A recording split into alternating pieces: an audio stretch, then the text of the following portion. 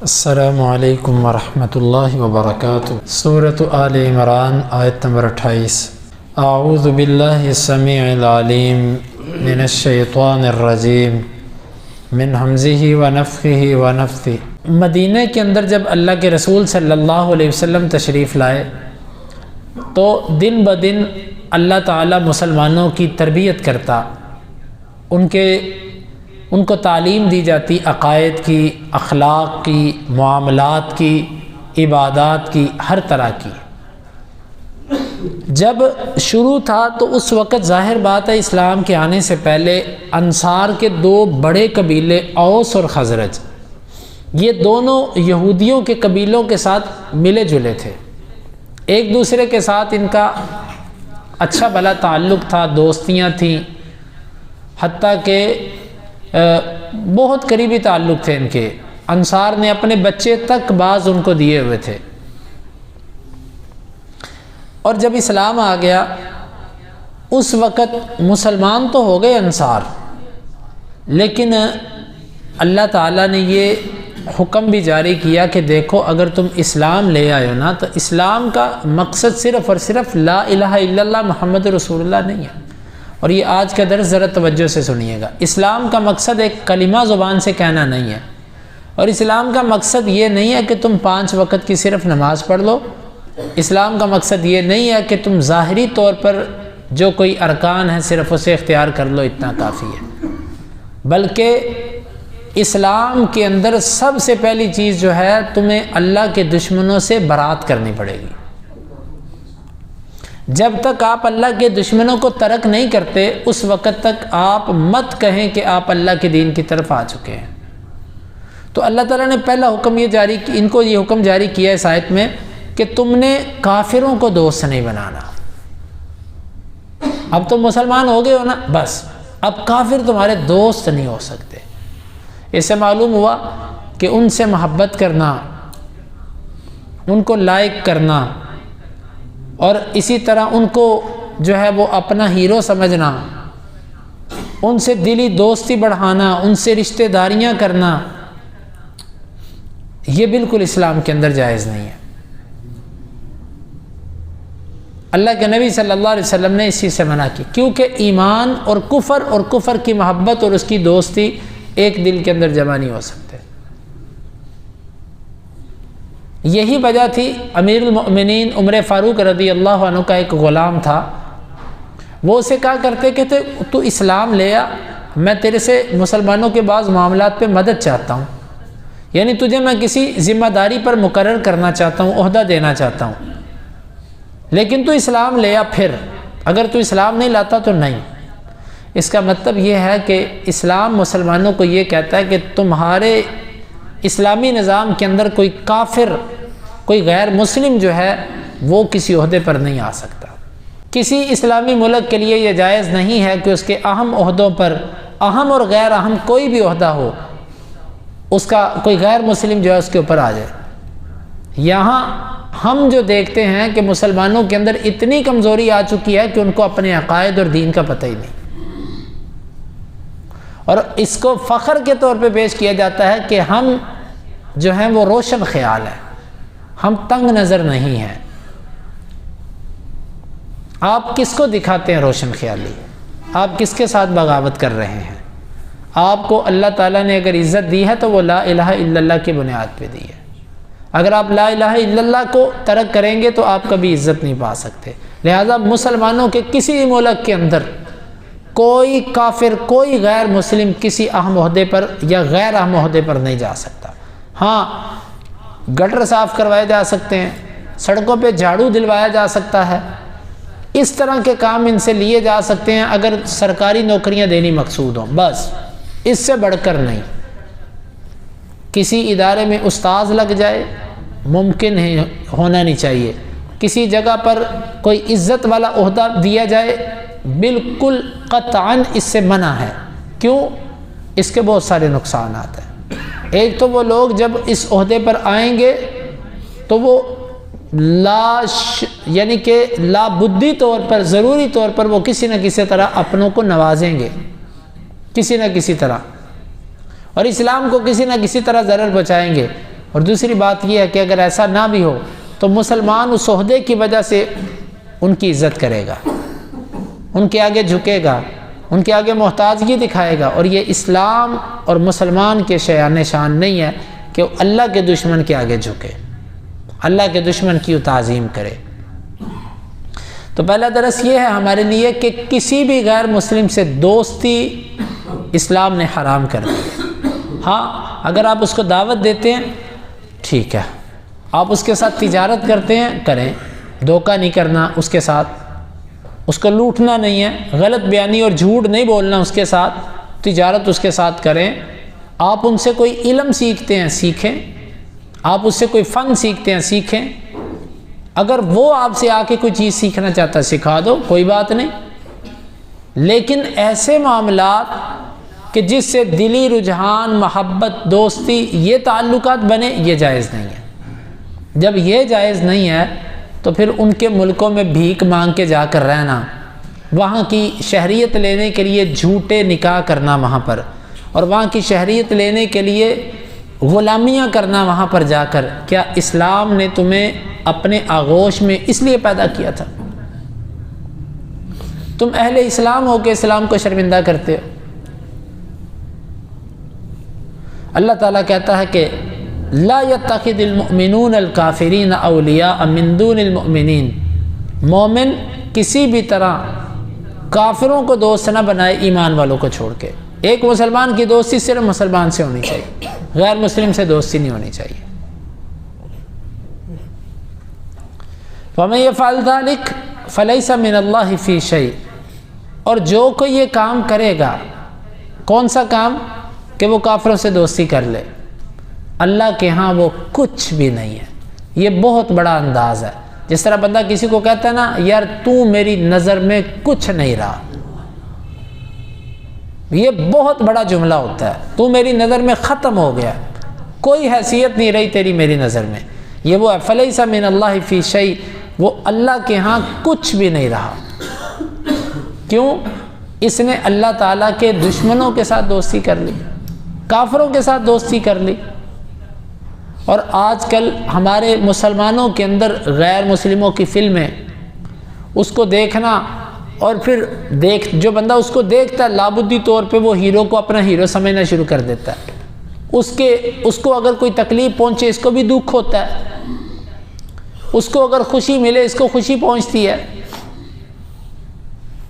اور اسی طرح ان کے کلچر کو لینا، جب کافروں سے دوستی جائز نہیں ہے تو ان کی نقالی، ان کا سا لباس، ان کا سا نظام تعلیم، اور ان کی طرح جو ہے وہ اپنے آپ کو شو کرنا، یہ جائز ہوا؟ اپنے بچوں کو دیکھیں، زبانیں سب اللہ کی پیدا کردہ، زبان پر کوئی اختلاف نہیں، لیکن دکھ اس بات کا ہے کہ تم کچھ زبانیں سیکھ کے فخر محسوس کرتے ہو۔ کس بات پہ فخر؟ اگر تو زبان ہونے کی بنیاد پہ زبان سیکھی کوئی بات نہیں، سیکھیں، ساری زبانیں سیکھیں، لیکن ایک زبان سیکھ کر فخر کرنا اور اس پر خوشی محسوس کرنا کہ جی دیکھو میرے بچوں کو بھی یہ زبان آتی ہے، مجھے بھی، یہ احساس کمتری ہے، اور یہ ایمان کمزور ہونے کی یا نہ ہونے کی علامت ہوتی ہے۔ جب اللہ تعالیٰ نے دوستی جائز نہیں رکھی تو ان کا کلچر، ان کی تہذیب، ان کا لباس اور ان کی تعلیم، ان کا نظام، ان کا رہن سہن، ان جیسے اپنے گھروں کے نظام اور سسٹم بنانا، یہ جائز کیسے ہو گیا؟ یہ سب کی سب چیزیں اسلام نے منع کی، اور پھر ان جیسی اپنی شکلیں بنانا، اپنی وضاقتہ ان جیسی بنانا اور اس پر خوشی محسوس کرنا، ان کے ساتھ تصویریں اور سیلفیاں اور یہ سب چیزیں، اس پر خوش ہونا، حتیٰ کہ یہاں تک کہ فخر سے کہا جاتا ہے کہ جی ہمارا فلاں ملک میں ہوتا ہے، ان کے ملکوں کے نام لے کر اس پر خوشی محسوس کرنا کہ ہمارے عزیز وہاں پر رہتے ہیں۔ اللہ کے بندو، یہ ایمان کے منافی چیزیں ہیں۔ فرمایا کہ اللہ کے ہاں اس بندے کی کوئی حیثیت ہی نہیں ہے جو بندہ یہ کام کرتا ہے، ان سے دوستی کرتا ہے۔ الا ان تتقوا منہم تقا، ہاں ایک صورت میں تم ایسا کر سکتے ہو، اگر وہ تم پر غالب ہوں، وہ طاقتور ہیں اور تم کمزور ہو، تم صرف اپنے مال، اپنی جان، عزت بچانے کے لیے ظاہری طور پر زبانی کلامی ان سے تم دوستی ظاہر کر سکتے ہو، وہ بھی اگر تم نہیں کرتے تو یہ بہتر ہے، کیونکہ یہاں پر تقیے کا جواز پیش کیا جا رہا ہے۔ کس موقع پر؟ جس وقت تم کفر سے ڈرتے ہو تو اس وقت صرف ظاہری طور پر ان کے ساتھ تم اپنا تعلق ظاہر کر سکتے ہو، زبانی کلامی، دل سے نہیں، کیونکہ دلوں کو اللہ جانتا ہے۔ اور یہ اسی جگہ پر ہے کہ جہاں پر مسلمان ہجرت بھی نہ کر سکتے ہو، وگرنہ تو جہاں پر آپ مسلمان ہیں، کفر کی طاقت ہے، آپ کے اوپر فرض ہے اس علاقے کو چھوڑ کے دوسرے علاقے میں چلے، لیکن بعض دفعہ ہجرت بھی نہیں ہو سکتی، جس طرح آج کا دور ہے، ایک ملک دوسرے ملک کے مسلمان باشندے کو قبول کرنے کے لیے تیار نہیں ہے، کیونکہ نہیں ہمارے ملک کا نہیں ہے، یعنی کہ اسلام نہیں، اب وہ سرحدیں اور قومیت آ گئی لوگوں کے ذہنوں کے اندر، کوئی کسی مسلمان کو جگہ دینے کے لیے تیار نہیں ہے۔ تو ایسی صورت کے اندر وہ مسلمان پھر جہاں پر ہے وہ زبانی کلامی ان کے ساتھ وہ مصلحتاً تقیہ کر سکتا ہے، دوستی کر سکتا، لیکن دوستی کرنے کا مطلب یہ نہیں ہے کہ وہ ان کے ساتھ حرام کاموں میں شریک ہو جائے، مثلا شراب پینا، زنا کرنا، مسلمانوں کی جاسوسی کرنا، مسلمانوں کے راز افشا کرنا اور مسلمانوں کو اذیت پہنچانا، حتیٰ کہ مسلمانوں کے خلاف اس سے دوستی کر لینا، جس طرح کے بعض دفعہ دیکھا جاتا ہے جب سارا کفر اکٹھا ہوتا ہے تو کئی نام نہاد مسلمان جو لوگ ہوتے ہیں وہ بھی ان کے ساتھ ملنے کی کوشش کرتے ہیں، کس لیے؟ کچھ اسلامی مسلمانوں کے خلاف وہ ان سے مل جاتے ہیں، یہ جائز نہیں ہے، حرام ہے اسلام کی نظر میں کہ آپ ایک مسلمان کے خلاف کافروں کے ساتھ کھڑے ہو گئے، آپ قیامت کے دن کن کی صف میں ہوگے؟ مسلمانوں کی صف میں کہ کافروں کی صف میں؟ یہ جائز نہیں ہے۔ اِلَّا أَن تَتَّقُوا مِنْهُمْ تُقَىٰ، ہاں تم بچنے کے لیے زبانی کلامی کر سکتے ہو، لیکن وہ بھی دوستی کا اظہار، مطلب یہ نہیں کہ تم ان کے ساتھ ان کے سے کام شروع کر دو، ان کے لیے خدمت شروع کر دو، ان کے چیلے بن جاؤ، یہ نہیں ہے، اگر تم نہ کرو تو افضل ہے۔ جس طرح کہ روایت کے اندر آتا ہے کہ مسلمہ کذاب نے دو اللہ کے نبی صلی اللہ علیہ وسلم کے صحابہ کرام کو پکڑ لیا اور ایک سے کہنے لگا کہ تو گواہی دیتا ہے کہ محمد صلی اللہ علیہ وسلم رسول ہے؟ انہوں نے کہا ہاں، نعم نعم نعم، ہاں ہاں ہاں۔ پھر اس نے کہا کہ تو گواہی دیتا ہے کہ میں اللہ کا رسول ہوں؟ اس نے ظاہراً جان بچانے کے لیے کہہ دیا ہاں۔ دوسرے کو بلایا گیا، اس نے کہا تو گواہی دیتا ہے کہ محمد صلی اللہ علیہ وسلم اللہ کے رسول ہے؟ کہتا ہے ہاں۔ کہتا ہے تو گواہی دیتا ہے کہ میں اللہ کا رسول ہوں؟ اس نے کہا میں بہرا ہوں، مجھے سنائی نہیں دیتا۔ اس نے پھر کہا، اس نے کہا مجھے نہیں سنائی دے رہا، تو کیا کہہ رہا ہے؟ اس نے کہا اس کی گردن اتار دو۔ ٹھیک ہے، شہید کر دیا گیا اس کو۔ جو عزیمت پر ڈٹ جائے، رخصت قبول نہ کرے، یہ شہید ہے، وہ شہید ہوا، لیکن اگر کوئی رخصت قبول کرتا ہے تو ٹھیک ہے، اس کے لیے رخصت ہے، لیکن افضل وہ ہے جو ڈٹ گیا۔ تو یہاں پر جواز پیش کیا گیا کہ اگر تم کمزور ہو تو تم ظاہری طور پر ان کے ساتھ زبانی کلامی دوستی کا اظہار کر سکتے ہو۔ آپ دیکھیں آپ کا اسلام آپ کو کیا کہتا ہے۔ مسلمانوں، ہمیں چاہیے ہم سچے مسلمان بنیں، سب کچھ ہمارے قدموں میں آئے گا سچے مسلمان بنیں تو، کھوئی ہوئی عزت دوبارہ اللہ تعالیٰ دے گا ہمیں۔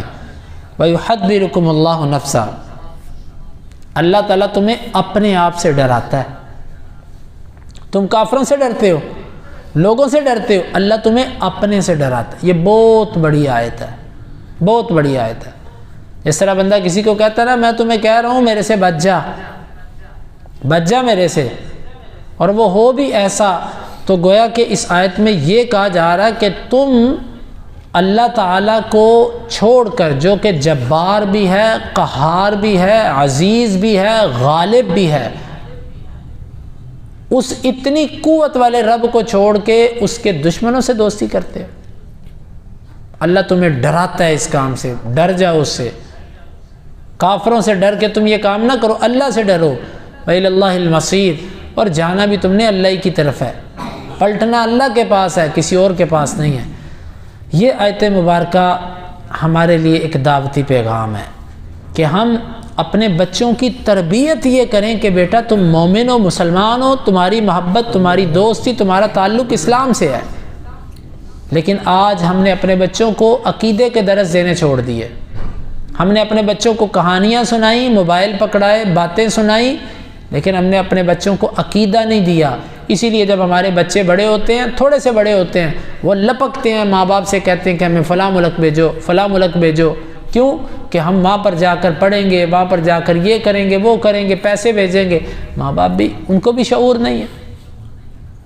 اپنی اولاد کو بچائیے، نہ ان کو یہ سمجھائیے کہ تمہاری دوستی کن سے ہونی چاہیے، دوستی کی بنیاد کیا ہے، اور پھر ان کو ان کے ملکوں میں بھیجنا، وہاں کی شہریت لینا، وہاں پر پھر خاندان اور نسلوں کا وہاں پر ٹھہر جانا۔ اسلام اس چیز کی اجازت نہیں دیتا۔ اللہ رب العالمین سے دعا ہے اللہ تعالیٰ اس آیت مبارکہ کو سمجھنے کی اور اس کے تقاضوں کو پورا کرنے کی توفیق عطا فرمائے۔